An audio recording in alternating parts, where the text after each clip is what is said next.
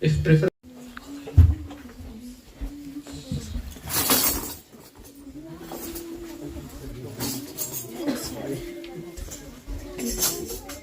I just wanted to take a moment to briefly introduce His Grace Shubha Vilas Prabhuji. This is a verse I mentioned last year also when Prabhuji is here, because I really honestly feel this way. There is a verse that describes Valmiki Muni. Kuchantam Rama Rameti Maduram Madhuraksharam Aruhya Kavita Shakam Vande Valmiki Kokilam. This verse says Valmiki Muni, who is compared to a nightingale, which is a very nice bird, sings very sweet songs. So it is sitting on the tree of poetry and it is singing Rama, Rama, Rama. So that's what the verse says. And in the modern day context, if you look at people who speak Rama Katha, there are so many wonderful speakers who speak beautiful Katha about Lord Ram, but none so as sweetly and as powerfully and as relevantly to the modern world as Shubha Vilas Prabhu. So it is our greatest fortune that we get to hear from him. And I'm sure as you hear the Katha, how Prabhuji will connect with Ramayana so effortlessly will be wonderful to see. And last year when Prabhuji was here, many kids bought his Ramayana series. And we have recently started a morning call for the kids. And they chant. They also read Prabhuji's Ramayana book. And I have been part of some of those sessions. And they relish reading the story in a very sweet and relatable way. And then Prabhuji also gives a section of lessons to be learned from each of these. If any of you have not experienced those books, you can really feel Krishna's mercy through Prabhuji. So I highly recommend getting those books. I think hopefully at the end I request Prabhuji to maybe speak a little bit about some of the books he has written. And as we were having this program, some of you came early and we were all in tatters because we arrived from Yatra just yesterday. So we are all still fighting our jet lag and figuring out where is what in our house also. And I was just thinking, this is once probably in a year type of thing for us. But for Shubha Vilas Prabhu, he was also in Yatra. He also came just on Friday, but he gave a program. I also came yesterday. Yesterday, yes, Friday yesterday, and then he had a program yesterday evening, and he had a program today morning, and this is his second program of the day, and then today evening he'll be speaking at Stanford. So I was just thinking, to do this once a year, we were feeling, oh God, it was very overwhelming. But Prabhuji does this traveling around the world. People who have not done that, you may not be able to understand, but the time zone, the biological clock, and to be able to speak Krishna Katha like this for so many years. And while doing all of this, he also wrote maybe more than 20 or so books. We have 60 books. 60 books. Haribo!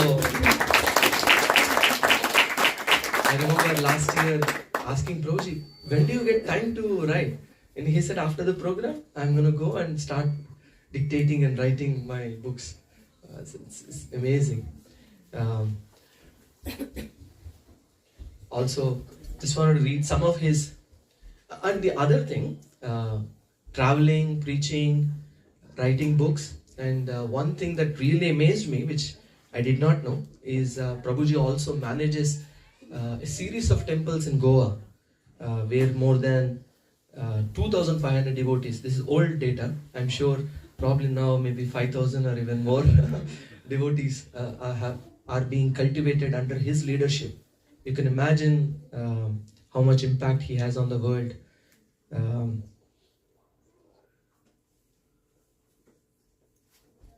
He has been a brahmachari. He lived as a brahmachari, got trained in ISKCON Chowpatty for 11 years, and he decided to take the message of the Bhagavad Gita and the Ramayana and Mahabharata and so many other scriptures.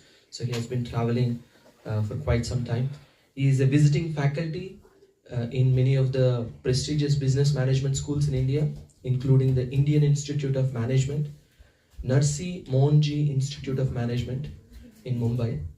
He is also a guest speaker at some of the international educational institutions such as MIT Boston, Dresden University Germany, WITS Johannesburg, and multinational corporations like Google, Microsoft, Amazon, and Samsung at their headquarters. Prabhuji has inspired, this says, 500,000 people, more than 500,000 people through his books. This is again 9-year-old data. I don't know, probably now it's close to maybe 5 million people.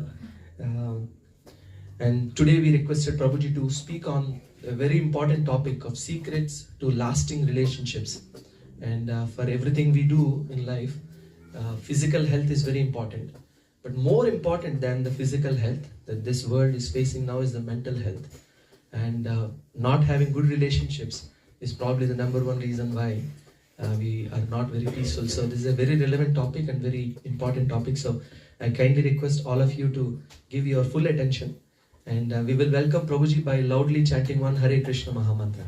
Hare Krishna, Krishna Krishna, Hare Hare, Hare Rama, Rama Rama, Hare Hare. Hare Krishna.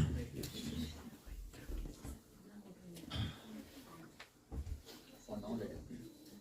Last man, I just want to show something. That. Hare Krishna. Hare Krishna. Om Agyantimirandasya Gyananjanashadakaya Chakshurunmilitam Yena Tasmai Shri Gurave Namaha Shri Chaitanya Manavishtam Sthapitam Yena Bhutale Swayam Rupagatamayam Dadati Swapadantikam Vandeham Shri Guru Shri Yutaha Padakamalam Shri Gurun Vaishnavamscha Shri Rupam Sagrajatanam Sahagana Raghunatam Vitam Tam Sajivam Sadvaitam Savadutam Parijana Sahitam Krishna Chaitanya Devam Shri Radha Krishna Padam Sahagana Lalita Shri Vishakam Vitamscha He Krishna Karuna Sindhu Dinabandhu Jagatpate Gopesha Gopika Kanta Radha Kanta Namostute Tapta Kanchana Gaurangi Radhe Vrindavaneshwari Vrishabhanu Shute Devi Pranamami Haripriye Vanchakalpatarobhyascha Kripa Sandhubhyevacha Patitanam Pavanebhyo Vaishnavebhyo Namo Namaha Jai Shri Krishna Chaitanya Prabhu Nityananda Shri Advaita Gadadhara Shivasadi Gaur Bhakta Vrinda Hare Krishna Krishna Krishna Hare Hare Hare Rama Rama Rama Hare Hare Hare Krishna.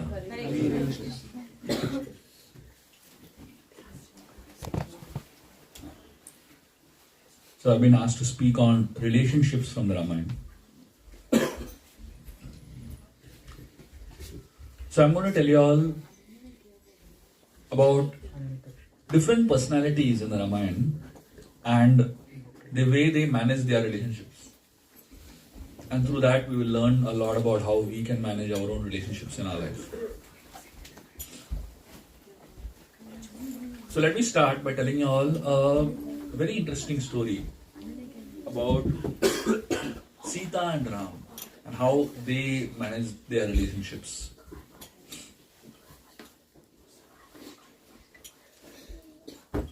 When Janak Maharaj married Sita to Ram, Hari Bol, voice. Maharaj married Sita to Ram, Hari Bol. What's happening?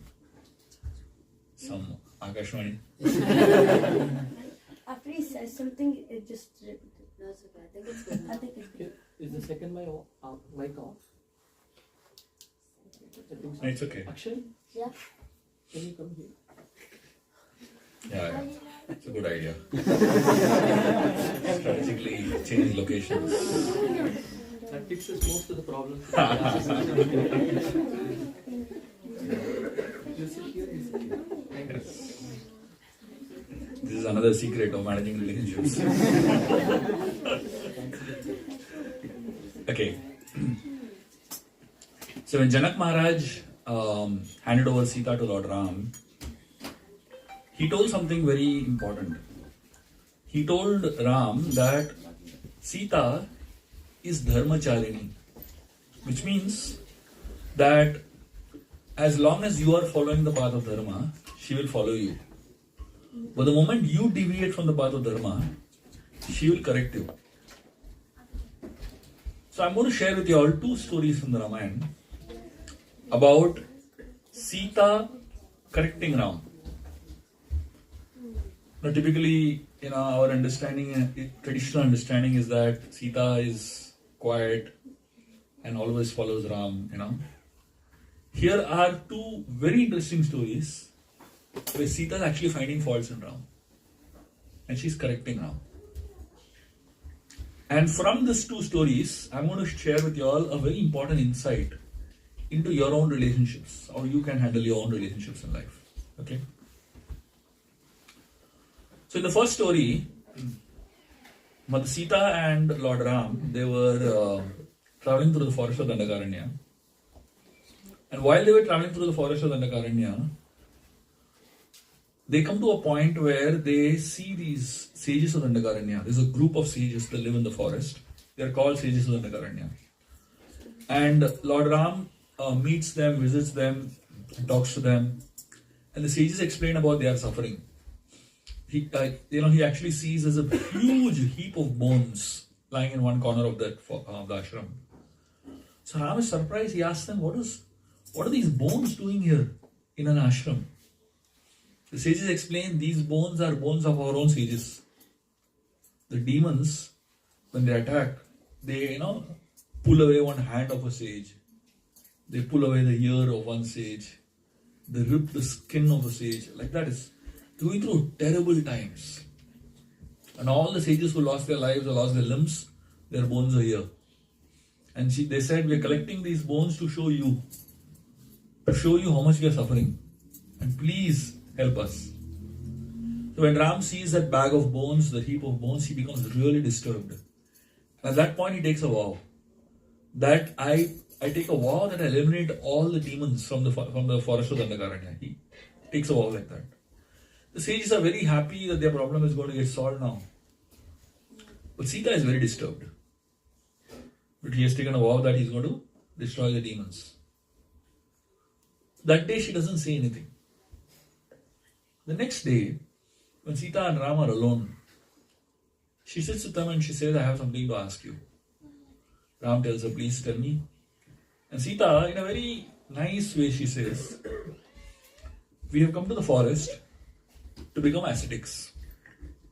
We have worn the dress of ascetics, but we also want to follow the lifestyle of the ascetics. So Sita asks Ram, why are you carrying a bow and arrow with you? Because as long as you carry the bow and arrow, you will want to use it.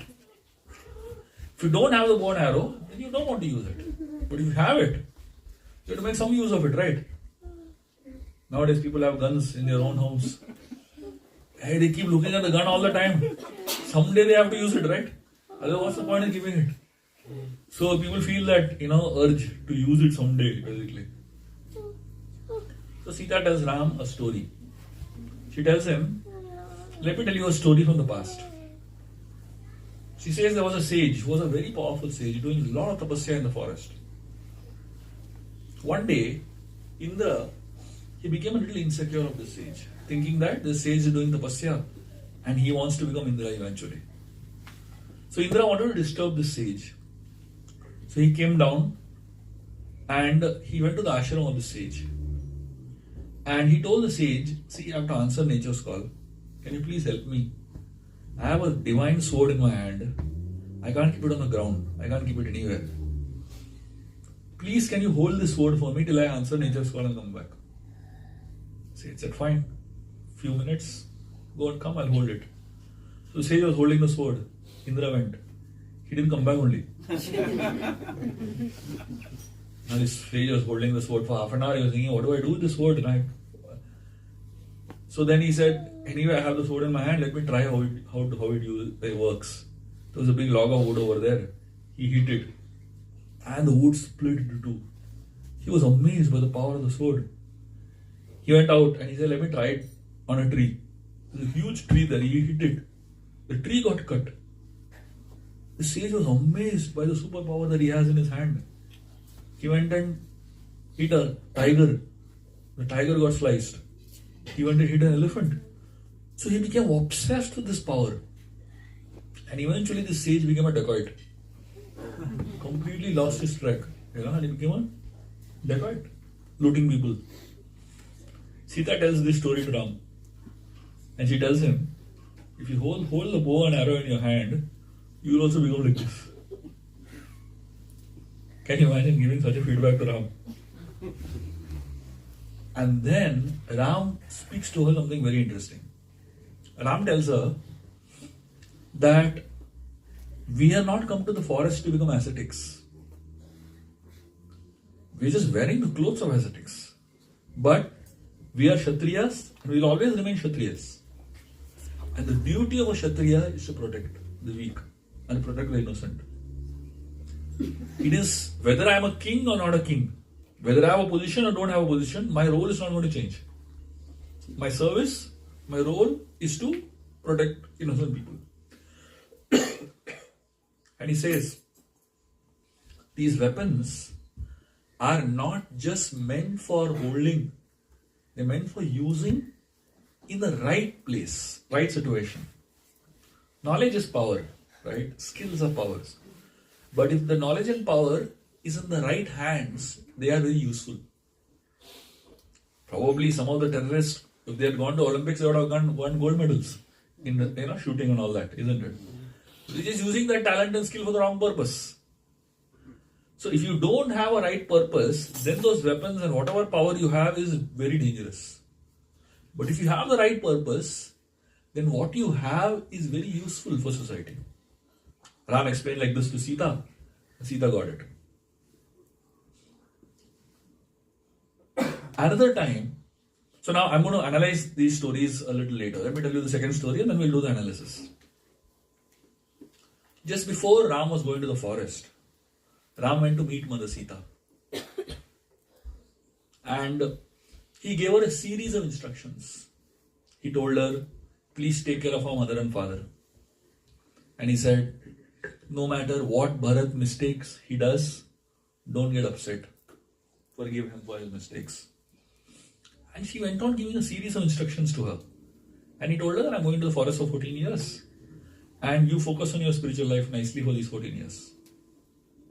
Sita looked at him and she's saying, what makes you think I'm not coming to the forest?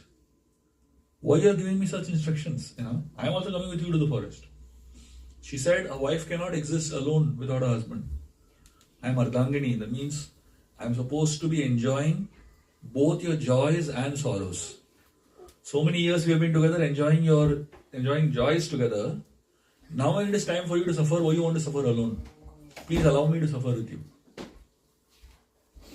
Ram, when he sees Sita is really adamant, he says, you have no idea how forest is dangerous. Forest is not a picnic. It's a very dangerous place. And he tells her, no, please don't come with me to the forest. You should not even think of it. Forest life is not meant for you. Sita, she tells Ram, the idea of heaven and hell, there are two things, word heaven and word hell, right? Heaven and hell is different for different people. For a dentist, heaven is when you get toothache. But for you, hell is when you get toothache, right? The definition of heaven and hell changes according to who you are.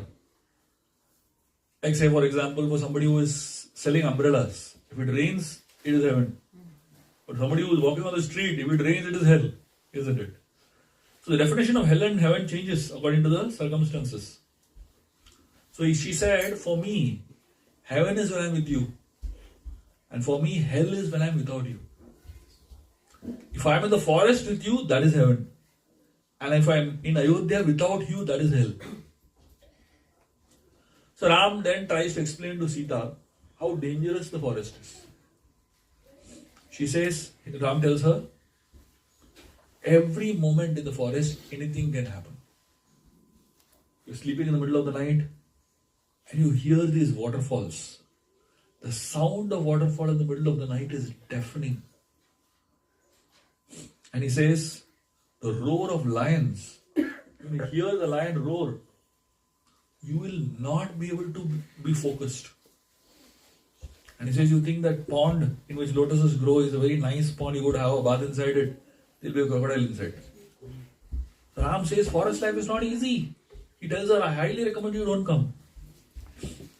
Sita, she tells something very interesting. She tells Ram, when I was a small girl, my father called a lady astrologer. And this lady astrologer, when she saw my hand, she had predicted at that time, when I was a small girl, that this girl will go to the forest 2 times in her life. So Sita tells Ram, I don't know whether you will go to the forest or not, I am surely going. She says, from that time I have kept my bags packed. So then Ram, he's trying something or other. He's like trying to somehow convince her not to come. And at some point, Sita gets really angry at Ram. And Sita tells Ram, if my father, Janak Maharaj, was here and he sees you hesitating to take me to the forest because you're not sure whether you'll be able to take care of me or not. You're not sure whether you can protect me or not. If my father was here and he sees you hesitating like this, he would have thought that he has married his daughter to a girl who is dressed like a boy. Sita tells like this to Ram. Ram gets shocked, totally bewildered. He never ever expected Sita will insult him like that. Yeah. Those who love you the most and those you love the most insult you also the most. Interesting, isn't it? Because they know exactly what your weak point is. And they'll talk that only. Strangers don't know what your weaknesses are, isn't it? They don't know what makes you angry. They don't know what makes you disturbed. They don't know what irritates you. But those who are very close to you, they know exactly what to say that will disturb you. So Sita says exactly what she knew will really disturb Ram. And the moment she said it, Ram was like shaken to the core.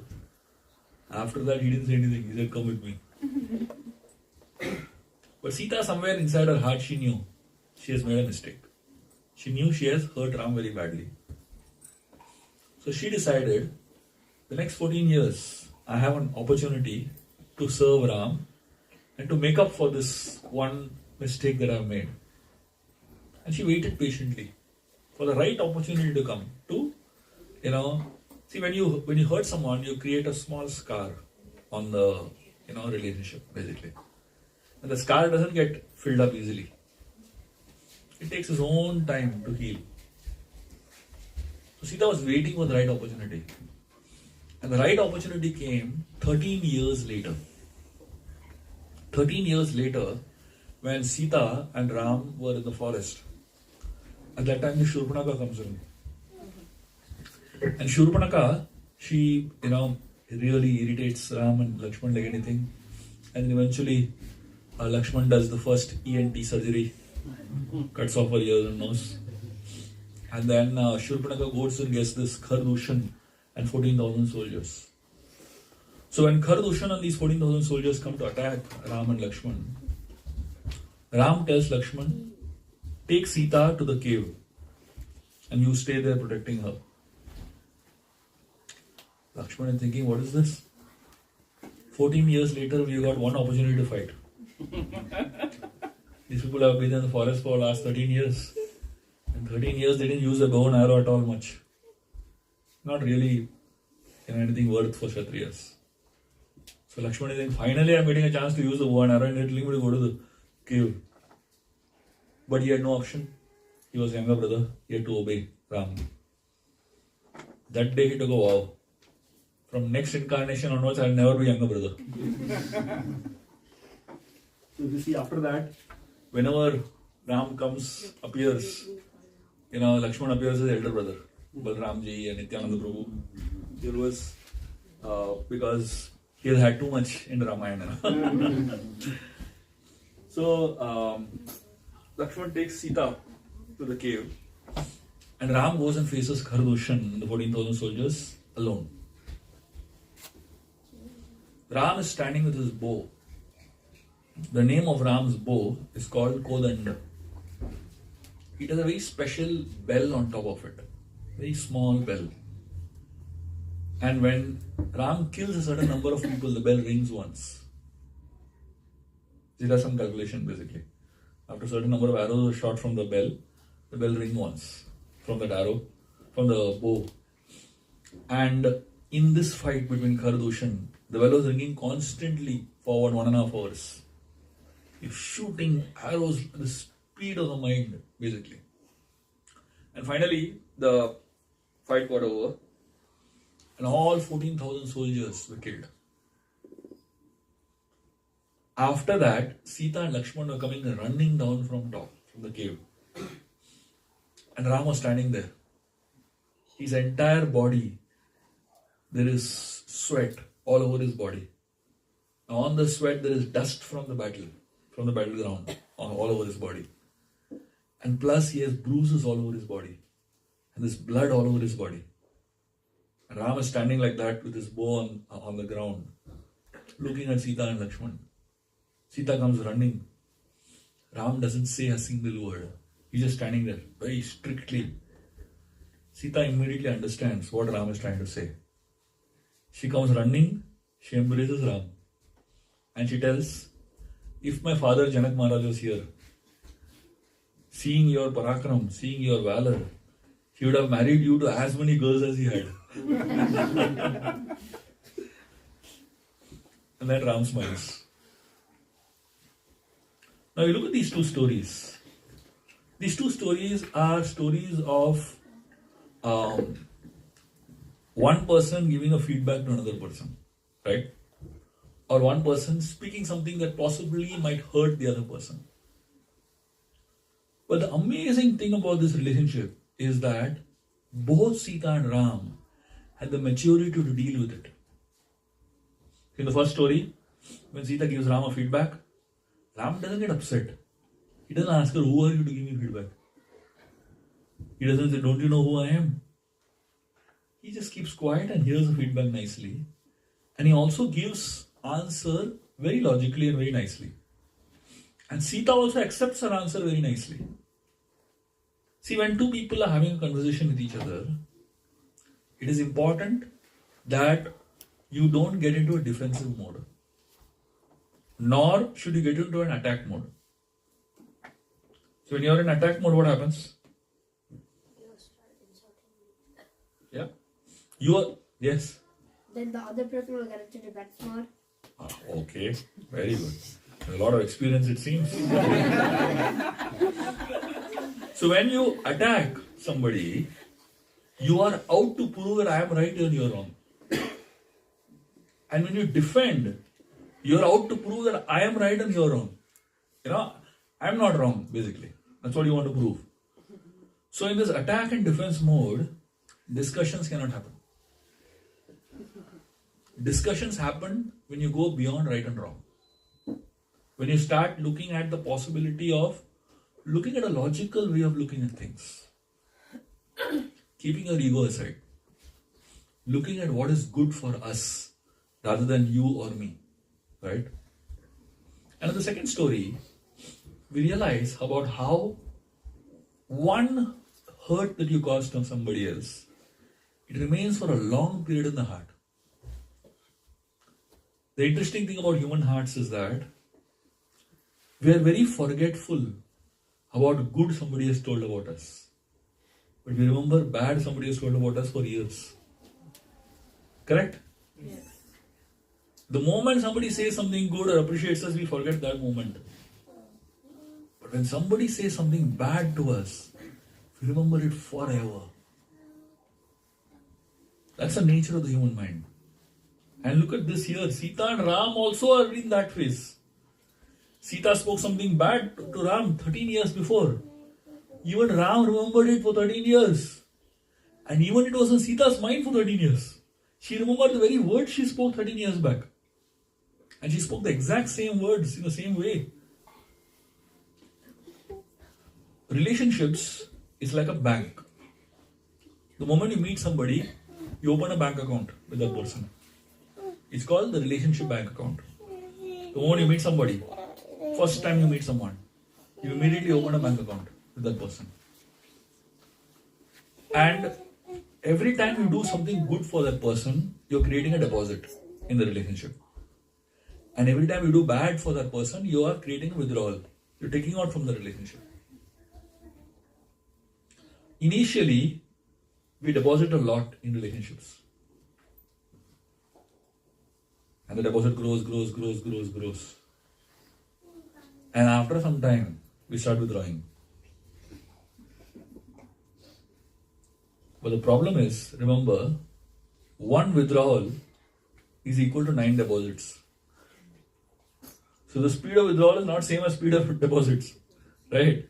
So if you deposit 9 times and you make one withdrawal, it is equal.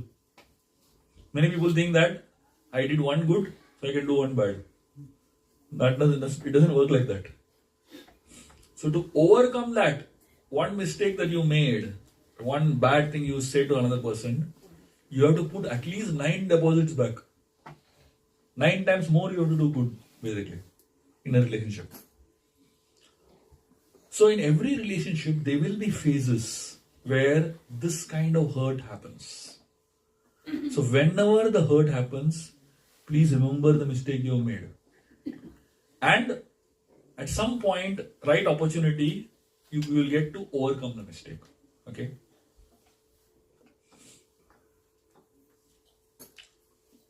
In the Ramayana, we find 3 kinds of brothers. Ram, Bharat, and Ravan and Vibhishan, and Sugriva and Vali. The 3 different brothers in the Ramayana. And these 3 different brothers have 3 different approaches towards relationship. The way Ram and Bharat, their relationship works is that Bharat loves Ram and Ram loves Bharat. Bharat, between Ram and Bharat, never ever they fight. Whatever apparently looks like a fight also is something else on inner level. I'll give you an example. When Ram, Bharat, Lakshman, Shatrugna, they were small kids, they used to play different games together. And always Lakshman would want to be on the side of Ram only. Ram and Lakshman want to be on the same team. Lakshman cannot handle being in a different team. He can't handle it only. So the moment they say we'll play a game, Lakshman immediately goes and stands next to Ram. I'm on Ram's team. And Bharat, he also wants to be on Ram's team. Who doesn't want to be on Ram's team? But Bharat knows what Ram wants, he will do. Bharat is thinking, what will please Ram? If I'm on his team or if I'm against him. Bharat realizes that Ram cannot do without Lakshman. So for me to be on the other team is better. So he goes to the other team. And they were playing, with the bat and ball. Ram throws a ball at Bharat. And Bharat hits the ball very hard. So somebody who's looking at this, they will think, what is this? Bharat is hitting so hard. Is he competing with Ram? The answer is no. Bharat is thinking, this ball has left the hand of Ram, so it needs to be punished. He's hitting the ball. How dare this ball leave the hand of Ram? He's in a different thought process only. So there's a different game only going on here, basically. So between Ram and Bharat, whenever there's a fight, Like say for example in Chitrakoot, Ram and Bharat had a lot of arguments. The entire discussion in Chitrakoot, where Ram and Bharat were arguing with each other, the argument was not about right and wrong. Because between Ram and Bharat there is no question of discussing on wrong at all. The discussion was what is right and what is more right. Bharat is telling Ram, it's right that you come to Ayodhya back and rule. Ram is saying it's more right for me not to be in Ayodhya and to be in the forest. Their discussion is only happening at a different level. Their whole mood only is different. So apparently from a worldly point of view they're having a fight. Two brothers. But actually the fight is not about taking away from each other. The fight is about serving one another. If you're having such a fight, I would highly encourage it. Please have such fights. Because these fights will unite you more. You will actually have more love for one another. Because the entire fight is focused on what is better for the other person. So when your fight is about what is better for the other person, that fight is good. That is the Ayodhya type of fights. That's the kind of fight we should have in life. So if you are seriously interested in somebody's welfare, you will be fighting with that person for that person's good. Bharat was not fighting for his own good. He is not going to get anything out of it. He is fighting for the good of Ram. He is fighting for the good of the citizens of Ayodhya. And Ram is fighting with Bharat not for his own good. He is fighting for the good of Bharat. And he is fighting for the good of the citizens of Ayodhya. So both are thinking from the other person's point of view. In Lanka, exactly opposite happens. Vibhishan and Ravan, brothers, they also never have a fight. Very, very rare that Vibhishan and Ravan fights. But the day they fight, Vibhishan gets kicked out of Lanka completely. So that means, as long as his hand is on his lips, he can stay in Lanka. The day he opens his mouth, he is kicked out. Imagine, what is the relationship there? There is no trust, literally. So it is, the relationship between Ravan and Vibhishan is, as long as you scratch my back, I'll scratch your back. The moment you stop scratching my back, I'll stop scratching your back. In today's world, a lot of relationships are at that level, isn't it? Vibhishan is practicing his spiritual life. He's thinking that, why should I bother about what Ravan does? Let him do whatever he wants, as long as he doesn't bother my life. They're both staying in the same house, both staying in the same Lanka, but two different worlds. Vibhishan has created a world of his own in his palace. And Ravan has created a world of his own in his own palace. Vibhishan does not interfere with Ravan. Ravan does not interfere with Vibhishan. You don't trouble me, I will not trouble you. As simple as that. Many, many relationships in this world are at this level. Lanka-like relationships. So that means between brothers, there is no love actually. They're just tolerating each other. Somehow, they just tolerate each other. Interestingly, in many houses also the same state is there. In today's world. Husband, wife, tolerating one another. You don't trouble me, I won't trouble you. Children and parents tolerating one another. You don't trouble me, I don't trouble you. Yeah. So the moment I say something, gone. The relationship is over. Divorce. Sida. As long as you don't say something, I do whatever I want, I am fine, you are also fine. The moment I say something, everything is over. Interestingly, Vibhishan followed strict spiritual practices personally. But when he came to the court of Lanka, he was a Rakshas. He was a demon. Personally, he was a devotee. Publicly, he was a demon. Interesting, right? Many of us also do like that. Privately, we are devotees. But publicly, we are demons. Same conversation you have publicly, you will react differently. But when you have privately, you will react differently. Why? Because there is a fear of speaking up. Because when you are in a relationship where you are thinking 100 times, if I say something, what will the other person say? That means something is wrong. Isn't it? And many relationships are at that level. As long as Vibhishan kept quiet and practiced, he was fine. And Vibhishan also believed that this is the way to live life. Till the day Hanuman came into his life. The day Hanuman came into Lanka, everything changed for Vibhishan. That's when he understood what it really means to be a devotee. Ravan asked Hanumanji publicly in front of everybody, "Who are you?" Hanuman didn't give his introduction saying, "I am Hanuman, Pavan Putra."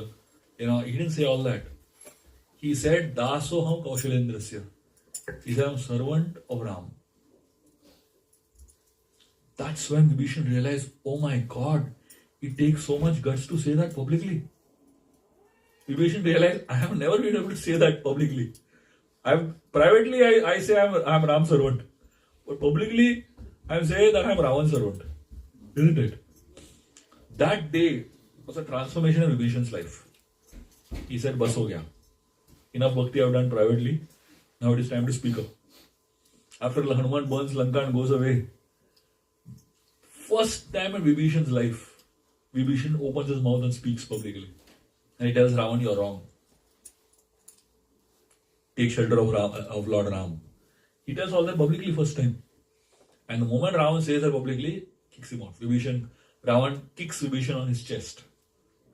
And when Vibhishan is kicked on his chest by Ravan, and Vibhishan leaves Lanka, Valmiki, he makes a very beautiful statement there. He calls Vibhishan. At that point, when he's leaving Lanka, Valmiki calls Vibhishan as Shriman.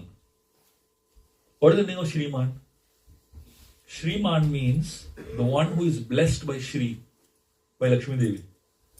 Technically, Vibhishan has become a beggar because he's leaving Lanka, no property, no money, no position, no power, nothing he has now. His family also is now gone. Why is Valmiki calling Vibhishan Shriman at that point? Because at this point, Vibhishan has lost his connection with Ravan, but he has gained his connection with Ram. So he has got the greatest wealth, the wealth of bhakti. Therefore, he is called over here as Shriman. That day, Vibhishan understood a very important thing. You know what Vibhishan understood? Vibhishan understood that there are two types of brothers. The first brother he had is a biological brother, who is Ravan. So technically, both of them have the same father. That's why they're brothers, right? But ideologically, he realized Hanuman is my brother and Ram is my father from a spiritual point of view. So he said, should I be connected to my brother who is biological brother, or should I be connected to my spiritual brother? And he realized we both are biological brothers, but we don't have the same ideologies at all. We live life differently. In many families this happens, right? Couple of people staying together, completely different ideologies, completely different mindsets, completely different belief systems, completely different cultures. Every one of them have to take this call. Do I connect here or do I connect here? Is my biological identification more important or my spiritual identification more important? That's a call that one has to take. In Kishkinda, two brothers, Sugriv and Vali, they loved each other. They connected with each other a lot. But over a period of time, a particular situation happened where they lost trust in each other. So it is just a matter of one perspective. Sugriv and Vali went into a cave fighting against this demon named Mayavi. Vali entered into the cave and told Sugriv, you stand outside. I'll go in alone. And Vali told Sugriv, don't come. Sugriv stood there for almost a year. 1 year he waited. Vali didn't come out. And after 1 year he heard a screaming sound, which sounded like Vali's scream. And he thought Vali is dead. Out of fear, he closed the cave, went back to his kingdom. Vali comes and he sees Sugriv seated on the throne. Immediately he concludes, Sugriv wanted to kill me so that he can become the king. And he started beating up Sugriv like anything. Sugriva is trying to give an explanation. What exactly happened? Vali is not interested only in knowing the explanation. He just made an assumption already. He's made a conclusion already. Just beating up this fellow. Sugriva stood there for 1 year. For Vali, that 1 year didn't matter at all. Sugriva sat on the throne for 2 days.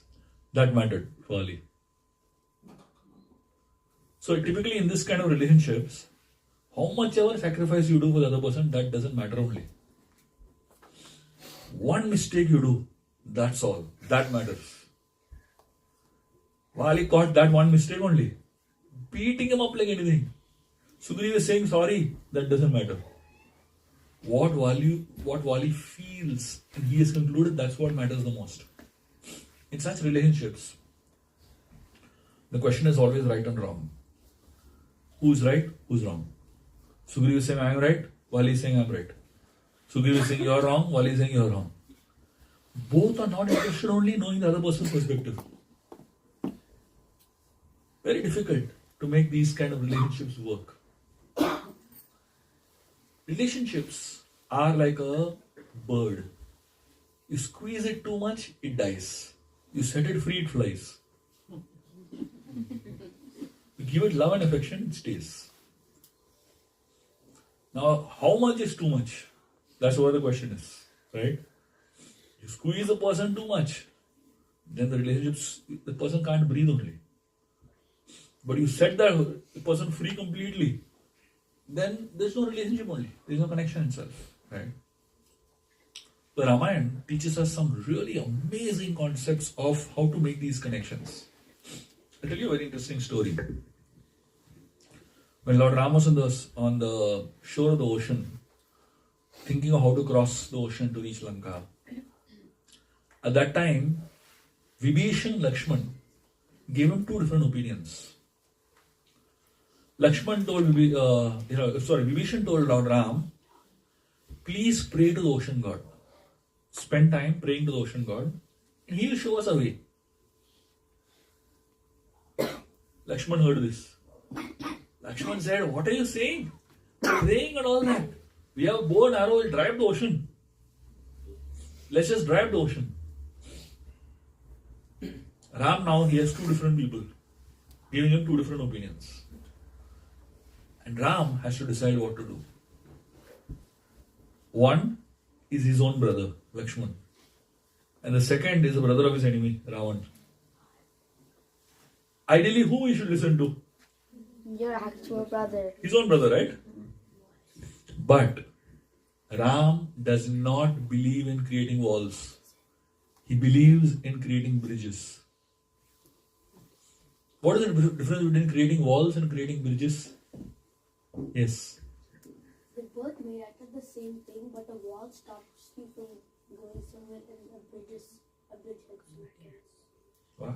See, made of the same material, but one stops you from accessing one another, the other one connects one another, right? So Ram does not believe in constructing walls, he believes in constructing bridges.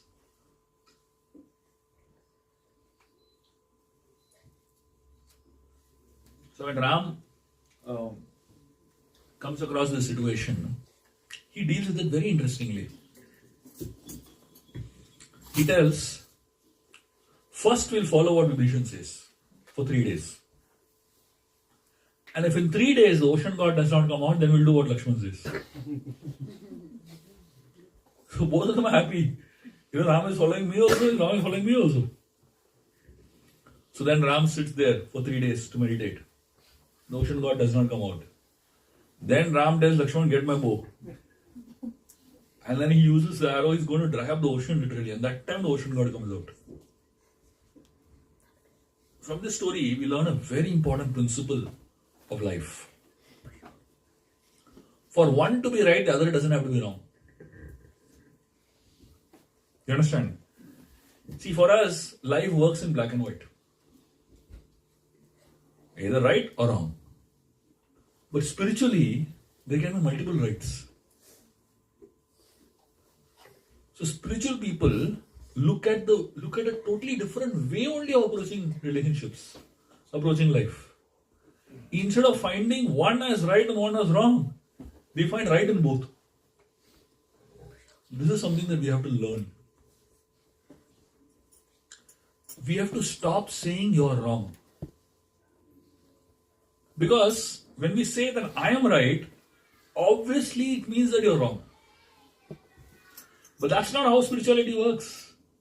There can be multiple rights. I can also be right, but you also can be right. The day you come to this conclusion, that day you have actually become a devotee. Because Krishna can give ideas to multiple people at the same time. And different ideas. And all can be good. Isn't it? So, spiritual relationships thrive when you have this idea in the mind that all ideas and opinions come from the Paramatma only. For me to be right, the other person doesn't have to be wrong. And for the other person to be right, I don't have to be wrong. Both can be right at the same time. And Ram does this fantastically. One of the very important elements for relationship to be successful is learning to appreciate one another. It is very, very important for relationships to be successful. Appreciation. And what does appreciation really mean? Appreciation means where you find good in the other person and say it out. If you have seen our scriptures, you study any of our scriptures, Bhagavad Gita, Ramayana, Mahabharata, any of our scriptures, any of the Puranas, Bhagavatam, you'll find a very unique concept. And it is inbuilt in the language only. I'll explain to you. If you have read Bhagavad Gita, you'll find in the Bhagavad Gita, Krishna speaking to Arjuna. And through the whole Bhagavad Gita, Krishna is calling Arjuna by different names. You see?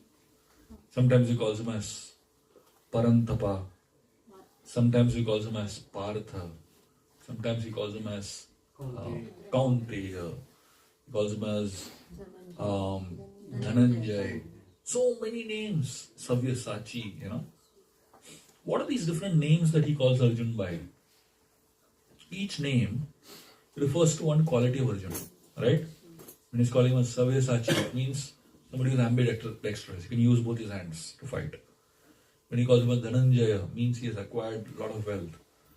When he calls him as Partha, that means he is son of Pritha. So different qualities of Arjuna and different glories of Arjuna, Krishna is using. And when Arjuna calls Krishna, he also calls him by different names. He calls him as Madhusudan. He calls him as Keshava. He calls him as Govinda. He calls him as so many names, isn't it? Every name that Arjuna calls Krishna by, it refers to a different quality of Krishna. Simply by calling each other's name, they are glorifying each other. Right? So appreciation is like inbuilt into the system, into their day-to-day discussions. While they are speaking to each other, they are calling each other by different names. Why can't we learn from our scriptures? When we're talking to each other, we can call each other by different names, which are qualitative, quality-based. Oh, gentle one. Oh, intelligent one. They're just random qualities, basically, that you can find in another person, right? You don't have to take out separate time to appreciate another person. Build appreciation in your discussions. Build appreciation while speaking to each other. And I'll tell you one thing. There is nobody in this world who doesn't need appreciation. Every single human being, however successful they are, however old they are, they need appreciation. Everyone needs appreciation. That is the foundation of any human being. And the amazing part is, in the beginning of our relationships, we always appreciate a lot. But once the relationship is established, then you take it for granted. I bahut bol diya. How much should I appreciate it? Every day we need to eat, right? You can't say, "Arey, I've eaten so many 30 years I've eaten, now I don't have to eat." Both ho gaya. Every day you need, isn't it? Appreciation is food for the soul. Every one of us need a certain amount of appreciation for living life, for continuing to live life. And if you don't get appreciation from people that you really love the most, you'll start looking for appreciation from random people. Yes. Isn't it? And therefore, make appreciation a part of your vocabulary, a part of your daily discussions. You don't have to look for separate time to appreciate. Don't wait for a birthday. Don't wait for a wedding anniversary. Don't wait for 70th birthday.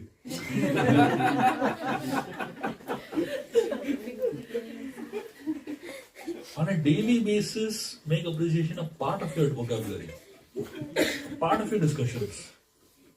Don't wait for these days to come. These days are made up by the Western world, you know. The Indian way, the scriptural way is make appreciation a part of the vocabulary of your day-to-day communication, basically.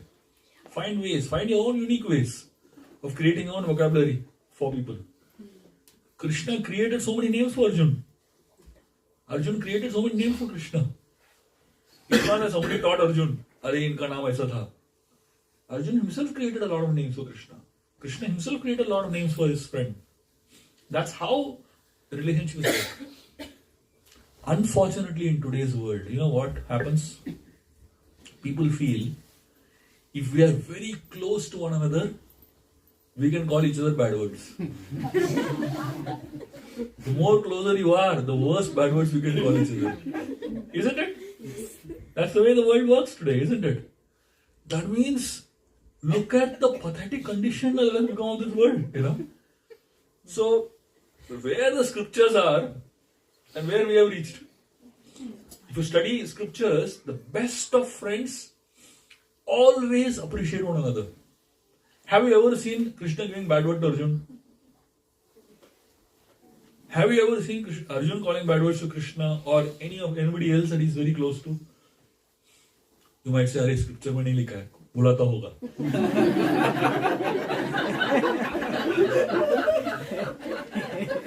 Never. That is not how they are. You understand? And So, you don't even see them talking about anybody else also as something bad. correct. Exactly. See, other people forget. At least between people that are close, you know, let us stop using negative words.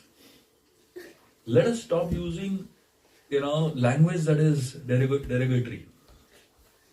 Even among children, when you're talking to children, when you're talking to your friends, when you're talking to your spouse, stop using derogatory words. Stop saying you're stupid. Stop saying you are, you know, good for nothing. Stop saying you're lazy. Stop using these words that are derogatory. You know why? Because these words stick. These words stick to the mind. Hari bol. Later. It's for everybody. Both sides. Absolutely. It is important that you re-look at your vocabulary. Re-look at the way you connect with one another. So when we say that we are following scriptures, what does it mean? Let us at least forget dharma, forget scripture, forget bhakti and all that. Let us start with communication. Let us start with basic communication with each other. Even if you can learn this one thing from the scriptures, you will learn a substantially important aspect. Isn't it? And I think that can really take our relationships to the next level. So, I highly recommend all of you to start looking at relationships from this perspective. Of course, this topic is something that it can go on forever. There is no end to what we can learn from this. But I think these few aspects that I just shared with you all is good enough to get you all a little thoughtful on what are the first steps that you can do to re-establish your relationships, to deepen your relationships, and to solidify your relationships. Any questions, comments? Prabhu, we can put on this?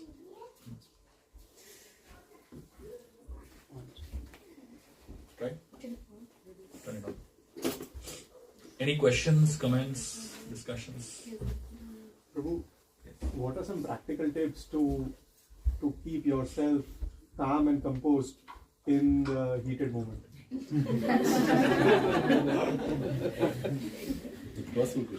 Meditation.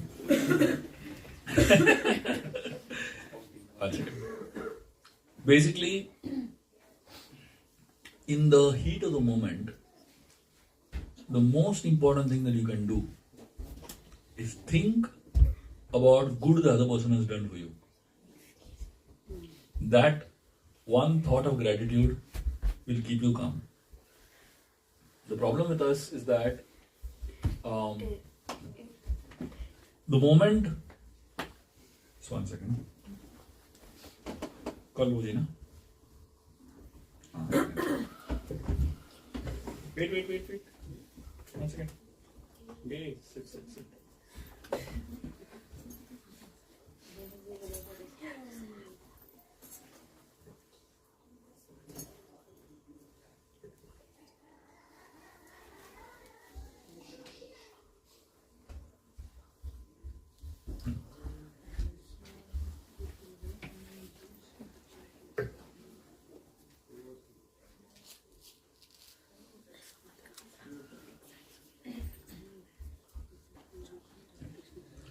So, in the heat of the moment, we forget all the good the other person has done and we zoom in on the bad. Right now, the person is doing. So, what technically happens in the heat of the moment is that everything about that relationship becomes blur, and the entire focus is on that one thing which is bad that has happened. As I said, if Ram had chosen to focus on that one bad thing that Sita has spoken to him, he would have said, forget it, this relationship won't work. He gave her a benefit of doubt. She will be having some good intention behind why she's saying like that. He just kept quiet. And that actually helped Ram to reconcile and allow forgiveness, allow space for forgiveness, allow space to for multiple explanations for bad behavior. I feel gratitude is one of the most powerful things that you can cultivate in relationships, especially during tough times, especially during challenging moments. Just one thought of gratitude can keep you silent. Okay. Thank you. So, before we continue, I just wanted to share that I have been doing a lot of classes online now, and in the recent past I've started a concept known as Applied Bhagavatam, where I'm teaching the entire Bhagavatam sequentially in a way that you can apply in your life. So here is a QR code for a Telegram group in which all the links of my online classes will come, and also updates of my courses, etc. Whatever latest I'm doing, the latest books that come out and the latest courses that I'm doing, anything that I'm doing on a regular basis, it will be conveyed on this group. It's a Telegram group. You can join there. And the way the Applied Bhagavatam works is that every Thursday in India time, I'm doing it offline in Chopati temple. But at the same time, it is live online also. And the recording will always be available, basically. So in that group, in the Telegram group, you'll get notes for every class. Every single session of Bhagavatam that I do, I send notes in the Telegram group. And these notes are very, very useful. So at the end of the whole thing, you will have practically notes for every single chapter of the entire Bhagavatam. That's the way it is. I've just completed the first canto of Bhagavatam. And in the Telegram group, when you join, you'll get access to the previous notes also. And all the previous recordings also. So you're most welcome to be a part of this. And it's a free thing. You can come and explore. And whatever courses that I do every year a mentorship course for youth, for teenagers, boys and girls between the age of 13 to 21. So the details of that course also will be there in that group. And also I do a mentorship course for professionals, working professionals who are working in the corporate world. So again, both of these batches start from Jan onwards. So if anybody wants to be a part of these mentorship groups also are most welcome. So this place you will get all your information, okay? Any other questions or comments? Somebody over here had a question? Yes. what if your parents yell at you for getting a bad marks on like a test, but then next test you get 100 and they're like, oh, very good. So, oh, very good is not so good. Is it? If you feel they should say something better. This will be going from the past. You feel they should say something better? No, it's just like, oh, very good. Oh, And okay. then, yeah. Okay. You probably should never teach did them. that. We never did that. I think you all should have a conversation. So, my suggestion is, whenever you feel something which is disturbing you, like this one thing, right? You just mentioned. If something is disturbing you, I suggest you have a conversation with them. Okay? And you speak your heart out. See, because all said and done in this world, the people that you love, that love you the most, are your parents. They may also be the people that hurt you the most. But the fact is that they are also the people that love you the most. Okay? Now, how many other friends you make in your life, and whatever relationships you have in your life, I can guarantee you right today, till the end of your life, the one relationship that will always be loyal to you and always support you is your parents. So they may not be the most expert in communicating, but their intention is always good. Okay? You can help them with communication by discussion. Okay? So I highly recommend you to discuss with them. Okay? Good. Thank you for asking that question. Yes. So I have a question like the example of Vibhishan and Raman. They both are of different ideology and they've created boundaries and live separately, like with separate boundaries. So, but in a family, when there are people with different ideologies, how we cope with that then? Because we can't create boundaries and live in our own space. We have to live together. So in a family, I'll tell you what works. One of the things that always works is kindness. So when people have two different ideologies, they can still be kind to each other. That is a way to deal with it. That means two people may have two different ideologies and two different ways of looking at life. But if the two different approaches are leading to cruelty and unkind behavior, that's when things get messy. But if you're kind to one another, over a period of time, you can start aligning. Right? I mean, I can give you so many examples of devotees who, husband and wife, one has become proper 16 pounder devotee, and the other one is not at all inclined.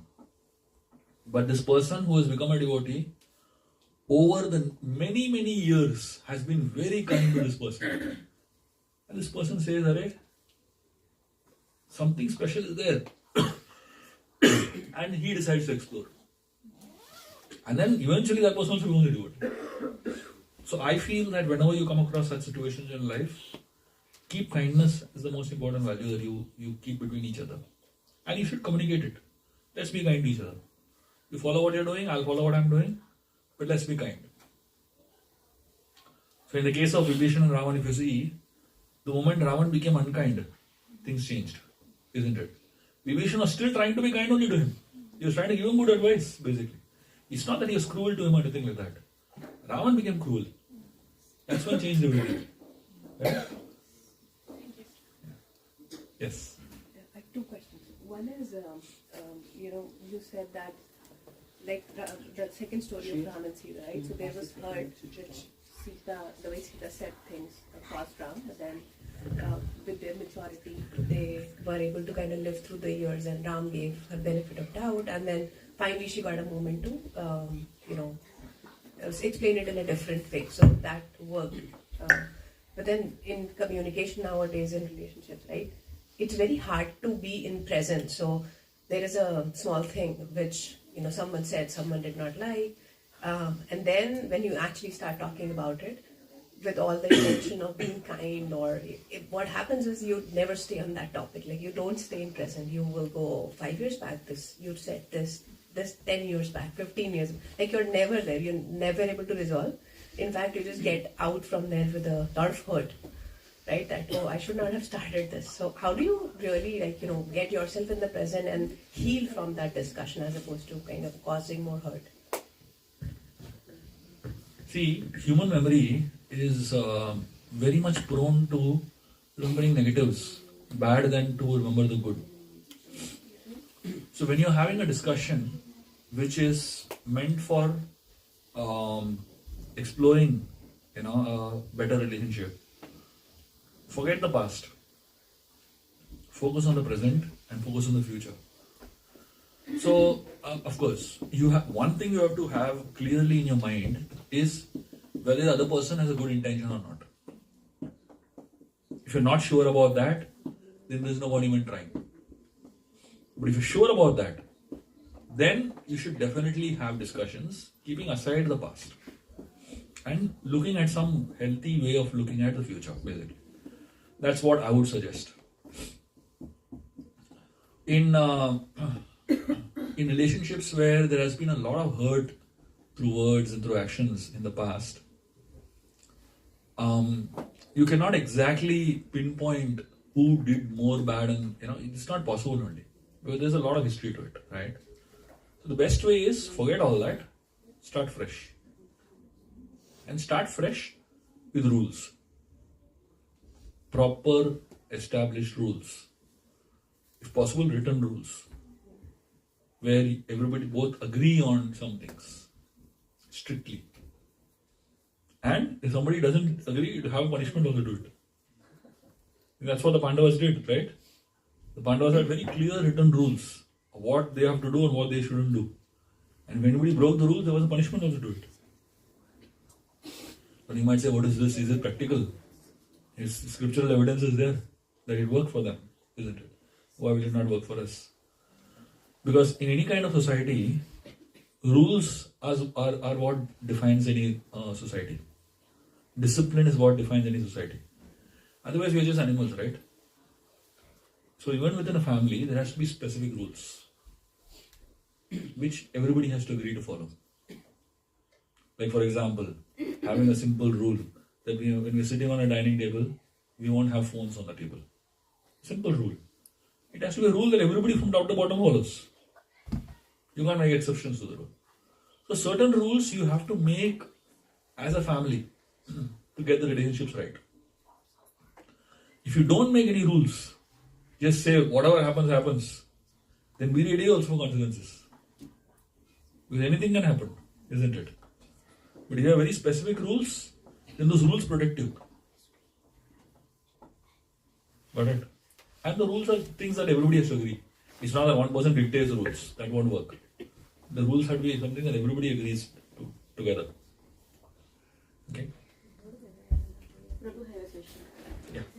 So, So is too much appreciation leads to any negative impact on the other person, right? So when you keep appreciating the person, he might take it as granted, or right? So how much appreciation is good? See, there's a difference between appreciation and flattery. Most of the time what we do is flattery, it's not appreciation. Especially in ISKCON, if you see, the moment you learn some spiritual lingo, you start appreciating, but it's actually not from the heart. It's just lip talk. So if you are saying something good about another person, it's only coming from the lips and not coming from the heart. It won't touch the other person's heart. And things that come out from the heart cannot come out randomly. It has to be well thought. It has to be contemplated. And then you come out with something really meaningful, basically. So if you just say like that, which is not meaningful, then how is it going to touch the person's heart? So it has to be something that is deep. That's when it will have the impact that I'm talking about. Okay.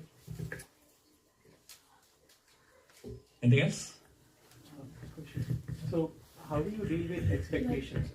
How do you deal with expectations, right? Like when I do something good, my expectation increases, like, and I don't see that reciprocated after some time. So then, how do you perceive, but sort of keep that perseverant? How do you do that? I'll tell you a story from the Mahabharata. After the Mahabharata war,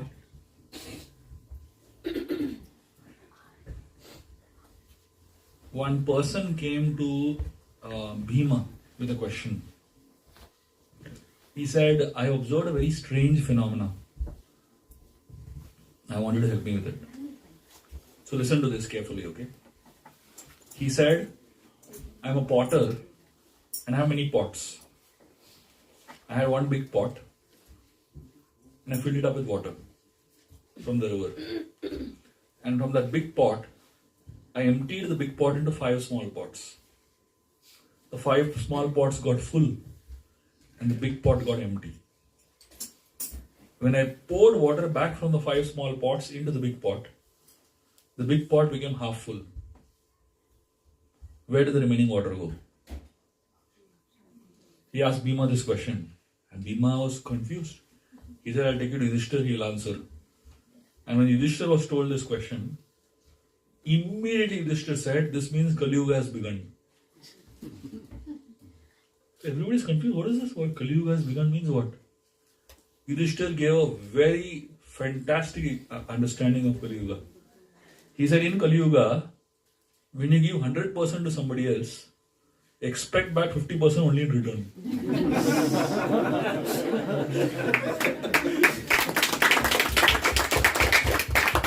That's the answer to your question. If 50% comes from that person, 50% comes from the universe. You do your 100% only, but don't expect 100% back from the same person. Got it? That's your answer.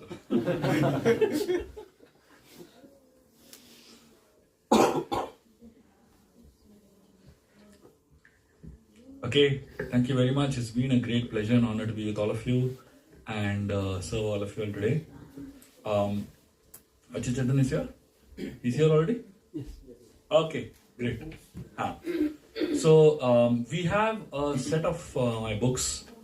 Actually, yeah, a lot of books are there, but there are 2 new books that have come, which I'll just introduce you all today. This is a book I have written called 100 Vedic Women. This is a very, very interesting book. Highly recommend all of you to have a copy of this book. Especially, a lot of people say that the Vedic culture doesn't promote women only. It's all about men. Nobody's talking about women and all. This is a very, very good book. It talks about 100 really powerful women from our scriptures and some things that you can learn from them. It's an illustrated book. So for every single woman of the 100 women, there are illustrations. So this is a book that even kids can read and adults can read. It's a very informative and it's a very well curated book, basically. And this is another book, which is my latest book. It's called Nam Ramayan. This is one of my favorite books now. And this book is actually the complete Ramayana in one book, technically. So the way this book is written is, there's this poem called Nam Ramayan, just like Hanuman Chalisa is about Hanumanji. Nam Ramayan is about Lord Ram. In 108 verses, it's the entire Ramayan put together by a great Acharya named Lakshman Acharya. And this book has names of Ram. So that means every verse is referring to one name of Lord Ram, one quality of Ram, and there's a story to explain the name and the quality, and a meditation at the end of it. So technically there are 108 chapters in this book.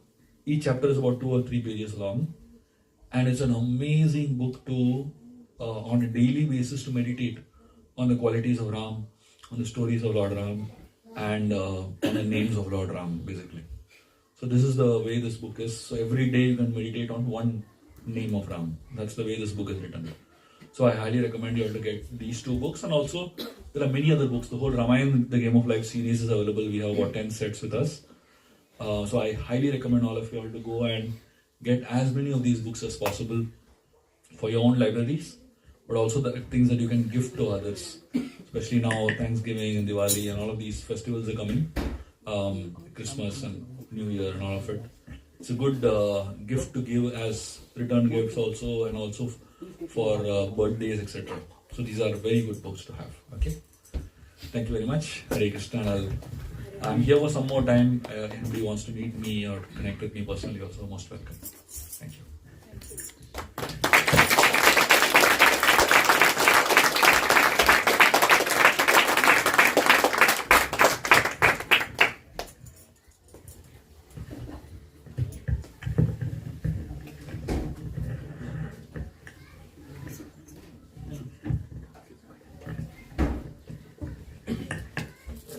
Hare Krishna.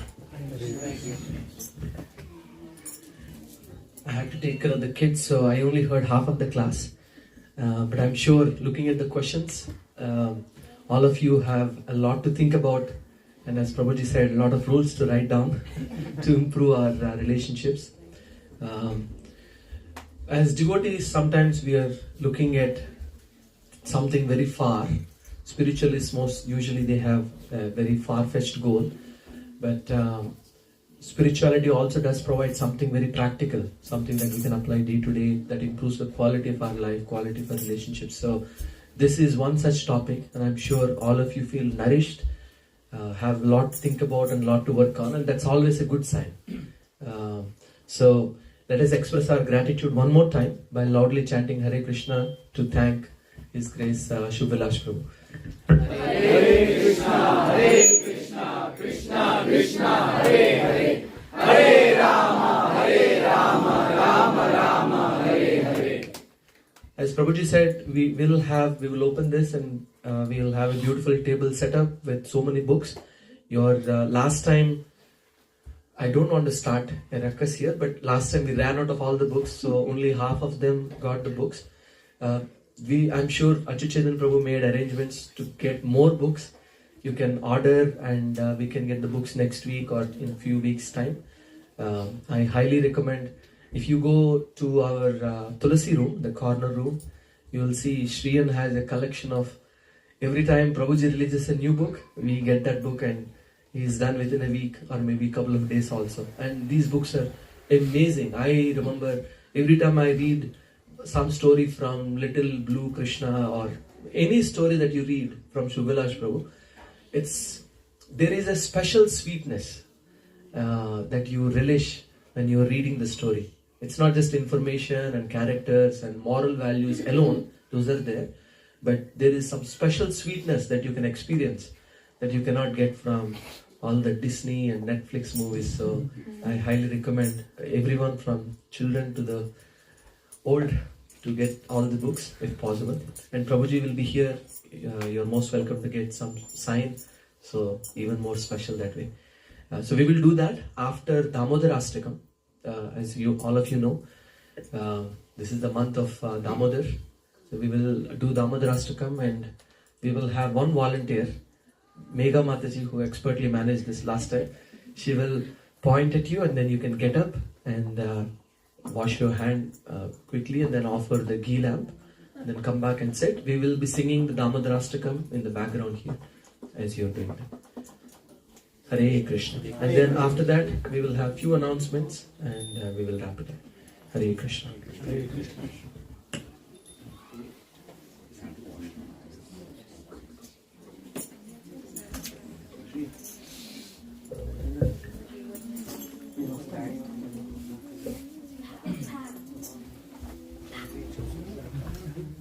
Can you connect the TV to